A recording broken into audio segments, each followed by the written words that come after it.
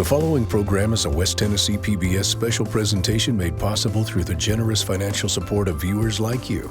Please visit westtnpbs.org and make a donation today so that we can continue to make local programs like this possible. Thank you. Thank you, Mr. Mayor.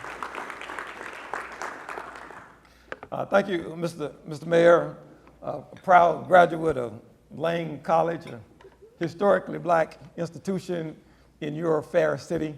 We are delighted and proud to celebrate this mayor. And should you need to know what our graduates do, you just look at this mayor and you say, hey, they become mayors of hub cities. President Melinda and Dr. Kirkland, thank you all for getting me here today. It's a delight to be here after several false starts in making my way to be with you today. I was scheduled to be here, I believe, the same week last year, but life interrupted. And I was in Arkansas and had an appointment with my mother, with her cardiologist. And as things happen, we go to the cardiologist expecting a routine visit, and in the course of the visit, things just changed. And I started to think, well, I've got to go to the Rotary tomorrow. I can make some arrangements, and I can get my cousin to come and to take Mom to get her test done tomorrow, and we'll just figure it out. So I was thinking that. And then I started to think about my mama. And I started thinking, I thought, for 9 months, my mama didn't make any arrangements.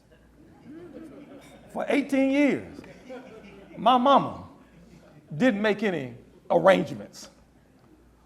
For 20 plus years, my mama dropped everything and was present with me. I picked up my phone and sent Ron Kirkland a text, I can't be there, my mama needs me. So thank you for allowing me a do-over. I looked at my notes that I prepared last year, and this story survived editing. A year and a half back, I had the pleasure of sharing worship here at First Church, downtown Jackson. And I was inspired to consider our shared history. At the end of the Civil War, amidst its devastation, almost 100,000 former slaves remained members of the Methodist Episcopal Church South. In 1866, the General Conference of the Methodist Episcopal Church South asked, what shall be done to promote the religious interests of our colored members? So it was in 1870, 41 former slaves gathered in the basement of this church right here in Jackson, Tennessee, and duly elected and properly authorized to organize their separate and independent colored Methodist Episcopal Church that later became the Christian Methodist Episcopal Church. The church, this church, First Church, among all others, is the birthplace of Christian Methodism. So when I come to this place, and the hairs on my neck stand up, and I'm always reminded of the weight of history that is here. Shortly after 1870, in 1882, the CME Church founded Lane College, and we've been in business since. So I'm pleased to be here with my fellow Rotarians to share an update on the goings-ons at Lane College. This year and the last have been very difficult and trying. Nevertheless, it has been fun, inspiring, and fulfilling. 236 of our students earned high academic honors last semester, about a fourth of them. 40% of our student athletes earn a 3.0 GPA or higher. I like to say there are no dumb jocks at Lane College. 53% of our students return this spring, members of our living and learning communities, earn academic honors. Claudine, our top graduate from last year, a refugee from Africa, earned a job after she earned her degree at Lane as a software developer. Imagine how that changes the trajectory of her life and her family. Andrew Farmer, a former edge rusher at Lane College, played this past season and signed a 3-year contract with the San Diego Chargers. And a story I have not grown tired of telling. Miss Lane, Jada Brown, was crowned Miss Tennessee Volunteer, the first African-American woman in a 70-year history. With strong ties to the Christian Methodist Episcopal Church, the college's mission is to develop the whole student. As in 1882, when the CME Church and Bishop Isaac Lane established a common school to train the leaders of that day, preachers and teachers, Lane College continues today, preparing the next generation of leaders. I am thrilled that Lane College is officially back in the business of preparing teachers authorized by the state of Tennessee to offer an educator preparation program. Teaching continues to be among the noblest and most needed professions. Every employee, every citizen, every voter, every neighbor had and or has a teacher to prepare them for the work in this economy, to sustain the democracy, and to be a good neighbor. So you won't be surprised to hear me preach a little bit today. So Rotarians, this is a sermon alert. Words have power. A common refrain these days is, college is not for everyone. You won't be surprised to learn that I'm most disturbed by leaders who espouse college is not for everyone. And I suggest, how short-sighted in an AI, in an artificial intelligence world. Artificial intelligence efforts in the U.S. pose a significant threat to at least 74% of the jobs in our country. This rate of job loss may not be immediate, but AI's rapidly growing capabilities can easily replace human labor in the future. So if that is your position, and you may hold it, I just ask you, when you make that statement, be sure that there are no black boys within earshot of you. Make sure there are no brown boys within earshot of you. And make sure there are no white rural boys within earshot of you. From my perspective, these boys are the most educationally vulnerable, and they need all the education, and I might say training, that they can receive. Anti-college rhetoric is counterproductive. It dampens the individual's potential, detracts attention from one's life purpose, retards economic mobility, contributes to community distress, advances the misery index, and threatens the long-term health of our economy. Quite frankly, The American labor market requires college-level training and education. And consistently, employers report that they want employees who have college-level skills and knowledge. They purport to want problem solvers and team workers and communicators and conflict resolvers and adaptable employees with the ability to learn.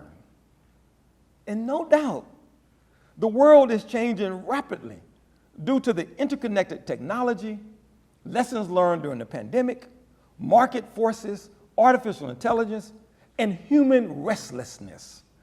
So while we do indeed credential graduates, the greatest value of a college education is learning to learn, and that is becoming a professional learner.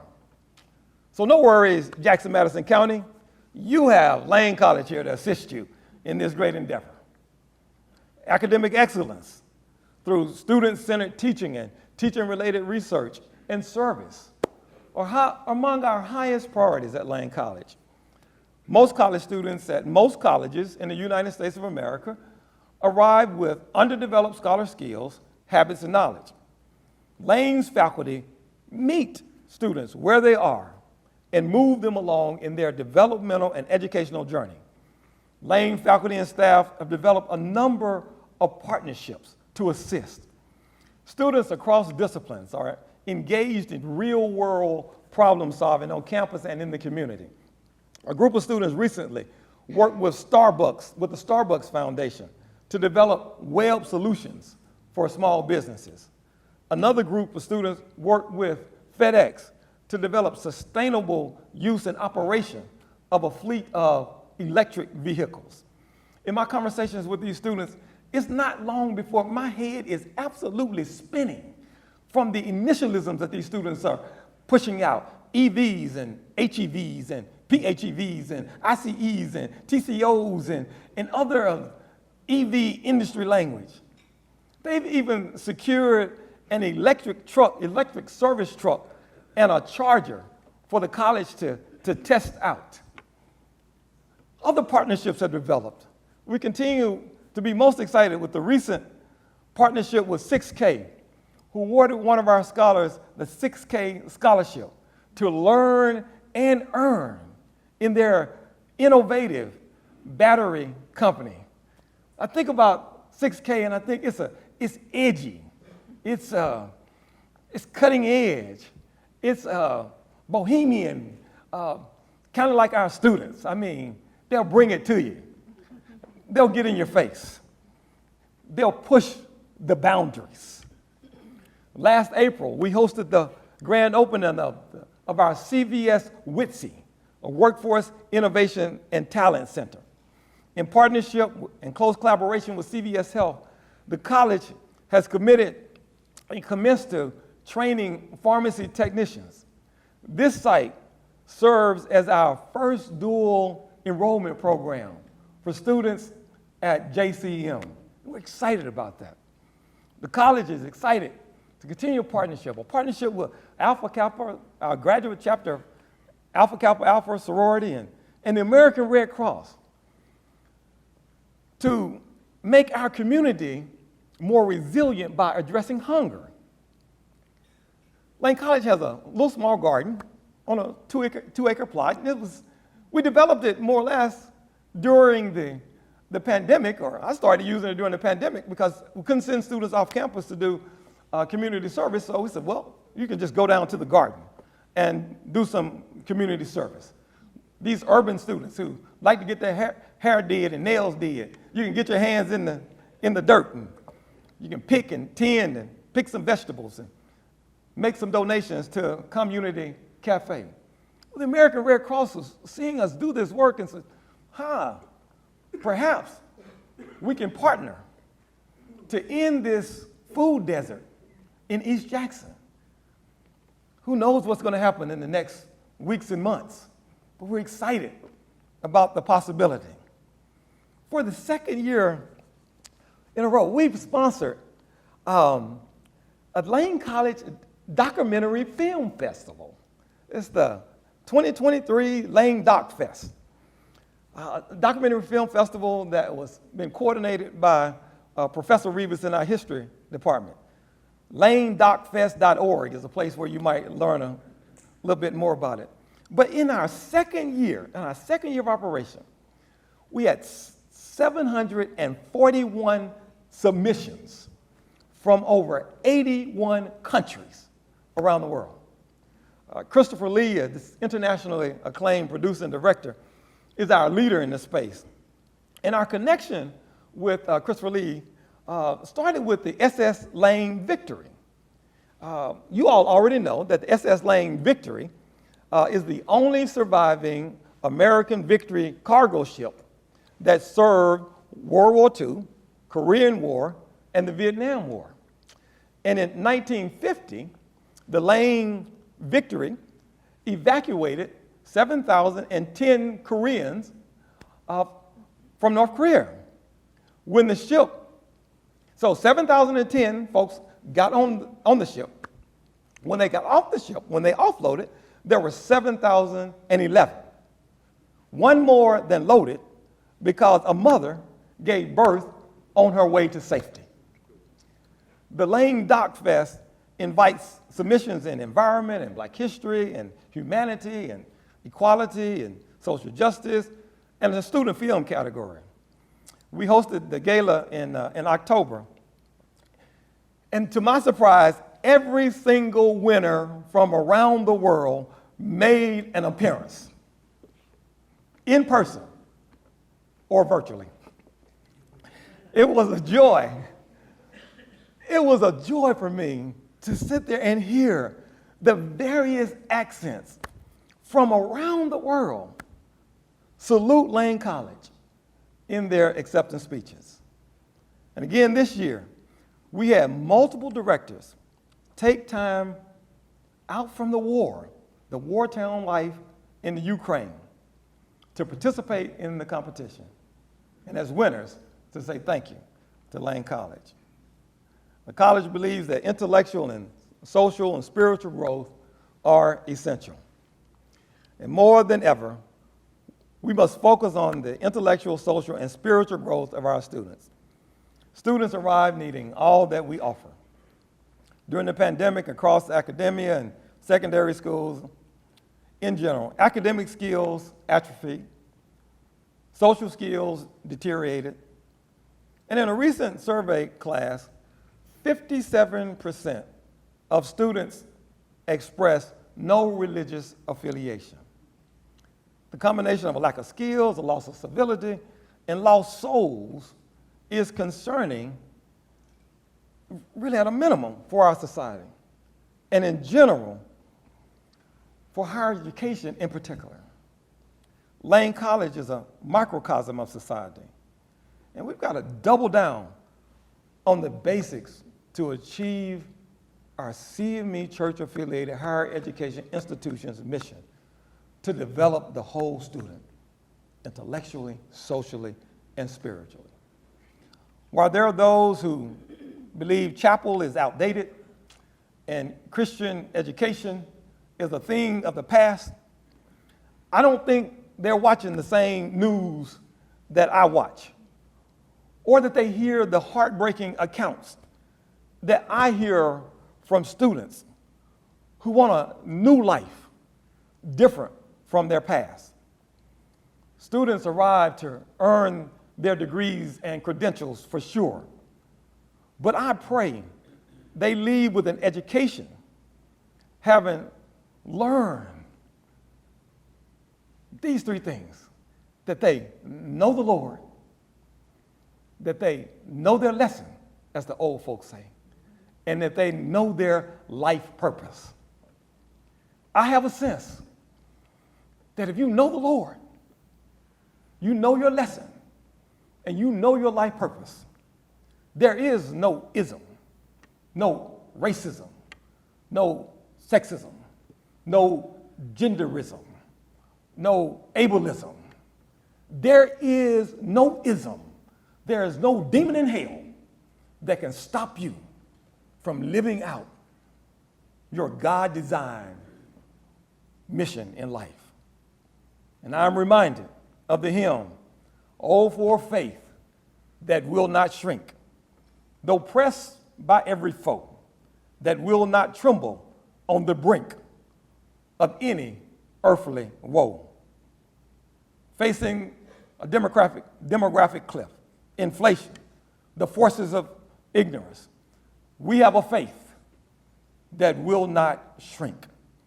The college will continue to evolve and transform to meet its mission in modern society for our contemporary students. For 142 years, Lane has achieved its mission to develop the whole student. And I ask you anew to pray for Lane College, to say good things about Lane College, to send us your students and send us your financial investments. We need you. Our students need you. We need your partnership to deliver on our historic and most relevant mission. And together, town and gown, college and community, we'll make Jackson Madison County. That's that biblical city set up on a hill that cannot be hidden, giving light and direction to all who pass by.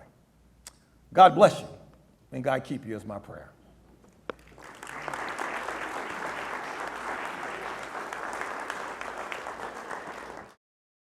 The program you've been watching was made possible through the generous financial support of West Tennessee PBS viewers like you. Please visit westtnpbs.org and make a donation today so that we can continue to make local programs like this possible. Thank you.